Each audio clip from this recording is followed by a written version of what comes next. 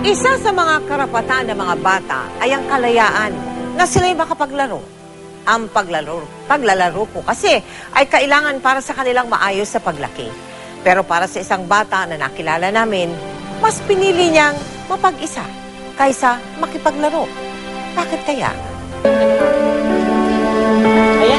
Mahiyain at mailap ang 4 na taong gulang na batang si Angelica. Di tulad ng ibang mga chikiting, sapat na sa kanya ang manood na lamang sa ibang mga batang naglalaro.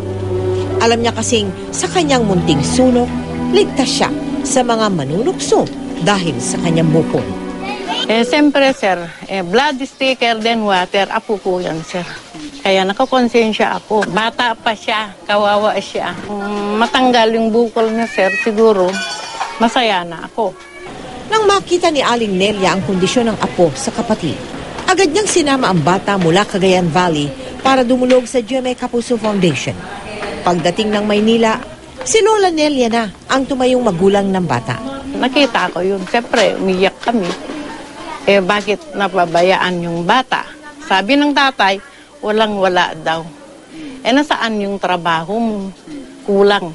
Kahit wala akong pera, kung yung siguro yung maano ko sa tao, halaga sa akin, sir, yung tinutulungan yung mga iba, lalo sa apo ko, sir. 2 taon pa lang noon si Angelica nang madapa at magkasugat. Mula sa sugat na ito, tumubo ang bukol na sa umpisa ay sinlaki pa lang ng bubot ng kalamansi. Hindi pa tiyak kung saan nagsisimula itong mga ganitong klaseng tumor. Pero ito yung nagsisimula sa mga glands, no? So it's a submandibular tumor.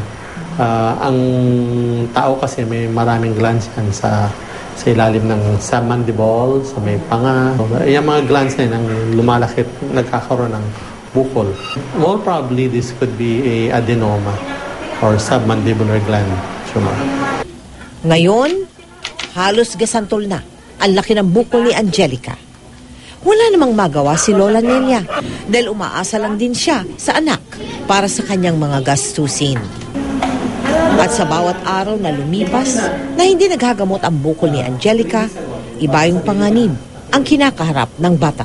Kapag masyadong lumaki, biglang puputok yan, magdudugo at magdudugo. Anemic na nga yung bata, magkukulang pa ng dugo yan, plus magiging infected. Walang muwa, inosente at musmos.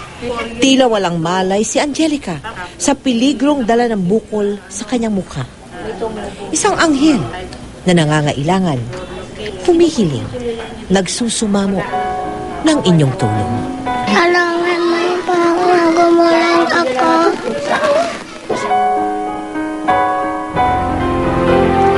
Hindi po dapat binabaliwala ang anumang uri ng bukol. Maaari po kasi itong maging sinyales ng mas malalang sakit tulad ng cancer. Pero ayon po sa pangunang pagsusuri ng mga doktor, bagamat benign o hindi cancerous, buti na lang, yung bukol ni Angelica, kailangan pa rin niyang dumaan sa operasyon sa lalong madaling panahon. Maraming salamat kay Dr. Hector Santos ng Philippine Band of Mercy na siyang tumingin sa kaso ni Angelica. Maaari po kayong magpaabot ng tulong sa kanya. Maaari pong magsadya sa aming tanggapan. Pwede rin po ninyo i-deposito ang inyong donation sa aming mga bank account o sa anumang sangay ng Cebuana Luwilier. Maaari po kayo mag-log on sa www.kapusofoundation.com.